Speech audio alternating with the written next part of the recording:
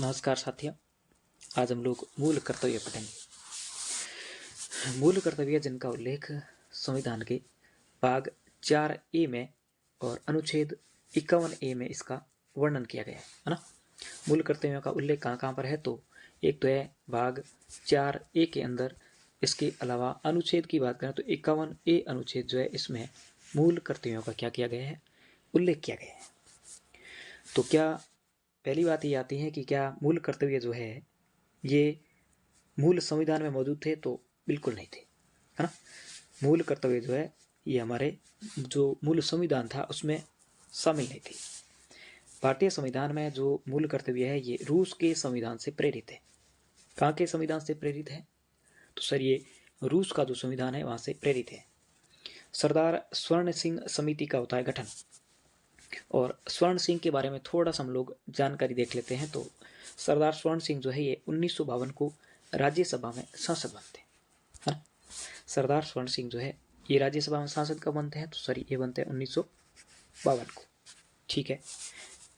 उसके बाद में 4 बार ये लगातार जालंधर लोकसभा सीट जो है वहां से भी सांसद बनते हैं। कौन बनते हैं, सरदार स्वर्ण सिंह। उसके बाद में 4 बार क्या करते हैं, जालंधर लोकसभा सीट जो है वहां से ये सांसद भी बनते हैं।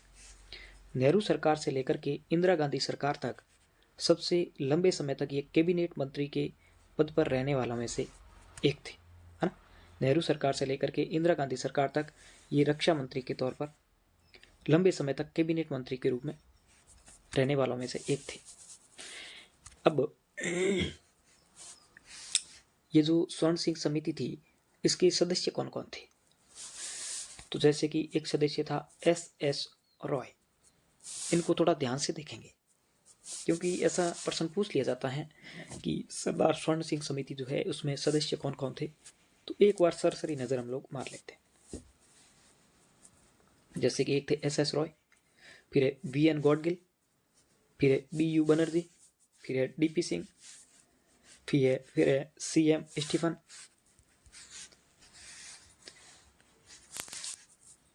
उसके बाद है HR गोखले, फिर है VN सैयद मोहम्मद, AR अनुल्य और वसंत साठे। कौन कौन हो गए, SS रॉय,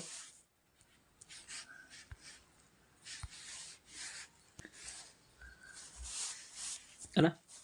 दोबारा देख लेते हैं। SS Roy, VN Gadgil, BU Banerjee, DP Singh, CM Stephen, HR Gokhale, VN Syed Mohammad, AR Anulya और वसंत साठे। ये थे सरदार स्वर्ण सिंह समिति जो थे उसके थे सदस्य। इस सरदार स्वर्ण सिंह समिति ने क्या क्या अनुशंसाएं की, तो इन्होंने जो कर्तव्य सुझाए वो थे 8, है ना। सरदार स्वर्ण सिंह समिति ने 8 कर्तव्य अपनाने का सुझाव दिया। इनकी जो 2 अनुशंसाएं थी वो स्वीकार नहीं की गई। कौन कौन सी, तो एक थी मूल कर्तव्यों के उल्लंघन पर जुर्माना लगाया जाए। सरदार स्वर्ण सिंह समिति जो है इसने एक अनुशंसा की थी कि अगर मूल कर्तव्यों का उल्लंघन होता है तो उस पर जुर्माना लगा दो, और एक की कि कर भुगतान को मूल कर्तव्य बनाया जाए। ये जो दोनों अनुशंसाएं थी, इन दोनों अनुशंसाओं को स्वीकार नहीं किया जाता है। संविधान संशोधन होता है, एक तो 42वां संविधान संशोधन 1976।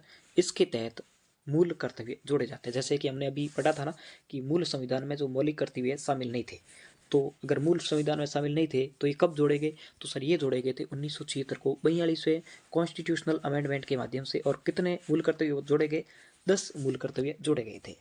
उसके बाद में 86वां कॉन्स्टिट्यूशनल अमेंडमेंट होता है 2005 को। इसके तहत 11वां जो मूल कर्तव्य है वो जोड़ा जाता है।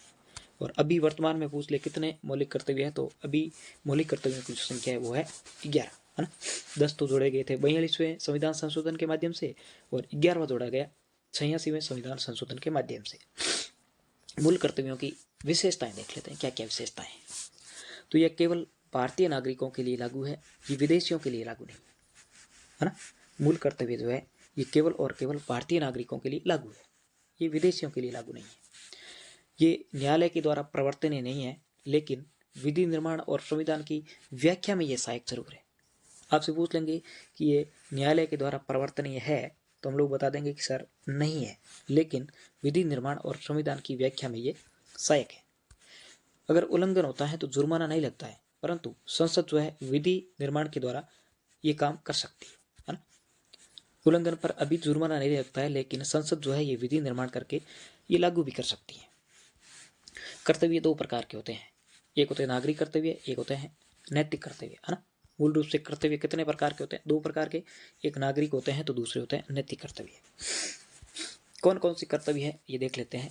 तो प्रत्येक नागरिक का यह कर्तव्य होगा कि वह संविधान का पालन करे, उसकी आदर्शों, संस्थाओं, राष्ट्रध्वज और राष्ट्रगान का आदर करें। ये जिस क्रम में लाइन लिखी हुई है उसी क्रम में हमें याद रखनी है ना। क्योंकि आजकल जो क्वेश्चन का नेचर है वो टफ होता जा रहा है, तो हम लोग एग्जामिनर जिस तरह से पूछने की कोशिश करेगा हम लोग भी कोशिश करेंगे कि उसी अनुरूप हम लोग भी उत्तर दे पाएँ। तो वापस देखते हैं, प्रत्येक नागरिक का यह कर्तव्य होगा कि वह संविधान का पालन करे और उसके आदर्शों, संस्थाओं, राष्ट्रध्वज और राष्ट्रगान का आदर करे। याद रखेंगे कि इसमें राष्ट्रगीत शब्द का यूज नहीं हुआ है ना। राष्ट्रगीत का यूज नहीं हुआ है, इसकी जगह हुआ है राष्ट्रगान का, राष्ट्रध्वज का, उसके आदर्शों का, संस्थाओं का, है ना।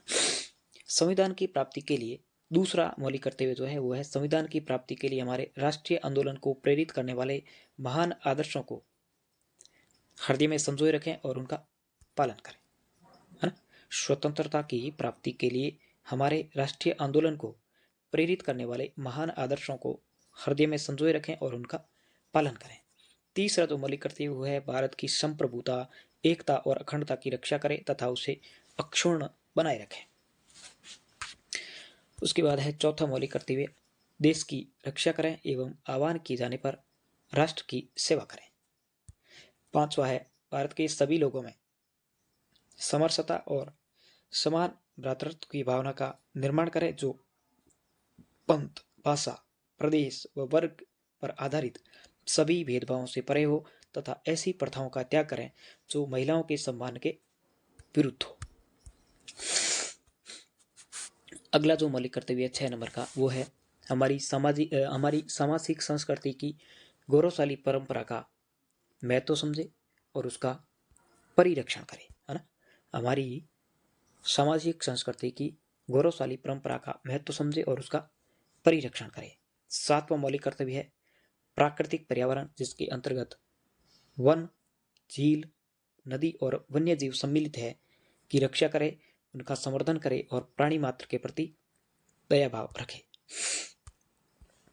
8 नंबर का जो है उसमें है वैज्ञानिक दृष्टिकोण, मानववाद और ज्ञानार्जन तथा सुधार की भावना का विकास करे। 9वां मौलिक कर्तव्य है सार्वजनिक संपत्ति को सुरक्षित रखे और हिंसा से दूर रहें। 10वां जो मौलिक कर्तव्य है वो है व्यक्तिगत और सामूहिक गतिविधियों के सभी क्षेत्रों में उत्कर्ष की ओर बढ़ने का सतत प्रयास करें, जिससे राष्ट्र निरंतर बढ़ते हुए प्रयत्न और उपलब्धि की ऊंचाइयों को छू सके। अंतिम जो मौलिक कर्तव्य है वो है 11वां 6 से 14 वर्ष तक के बच्चों को उनके अभिभावक अथवा संरक्षक या प्रतिपालक जैसी भी स्थिति में हो शिक्षा के अवसर प्रदान करें। उसके बाद गठन होता है वर्मा समिति का 1999 को। वर्मा समिति को गठन करने का जो उद्देश्य था वो था कुछ मूल कर्तव्यों को लागू करवाने हेतु वैधानिक प्रावधानों की पहचान करने के लिए। इसके जो अध्यक्ष थे वो थे न्यायमूर्ति जगदीश शरण वर्मा, जो कि भारत के 27वें मुख्य न्यायाधीश के रूप में भी रहते हैं, है ना। इन्होंने राष्ट्रीय मानवाधिकार आयोग के अध्यक्ष और न्यायमूर्ति वर्मा समिति की रिपोर्ट का भी नेतृत्व किया था। ये जो जगदीश शरण वर्मा है इन्होंने राष्ट्रीय मानवाधिकार आयोग के अध्यक्ष और न्यायमूर्ति वर्मा समिति की रिपोर्ट का भी नेतृत्व किया था।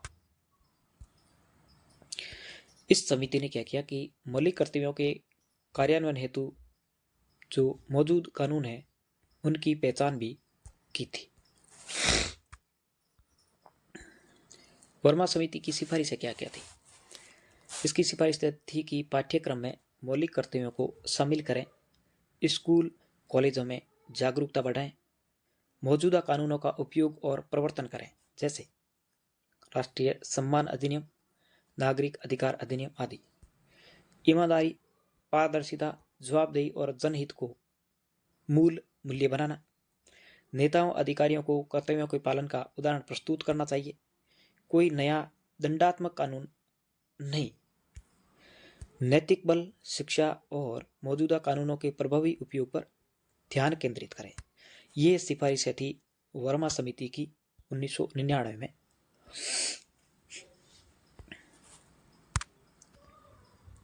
अब हम लोग देखेंगे मौलिक अधिकार और मौलिक कर्तव्यों के बीच में संबंध। न्यायमूर्ति रंगनाथ मिश्रा के अनुसार मौलिक अधिकार और मौलिक कर्तव्य जो है ये एक दूसरे के पूरक एवं अविभाज्य है ना। ये बात कौन कहते हैं? रंगनाथ मिश्रा कहते हैं कि मौलिक अधिकार और मौलिक कर्तव्य जो है ये एक दूसरे के पूरक और अविभाज्य है। अधिकार नागरिकों को शक्ति देते हैं, जबकि कर्तव्य जो है नागरिकों को श्रेष्ठता देते हैं।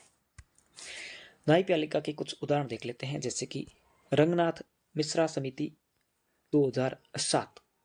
कर्तव्यों को नीति निर्देशक तत्वों की तरह वैधानिक रूप से प्रवर्तनीय बनाने की अनुशंसा की जाती है ना।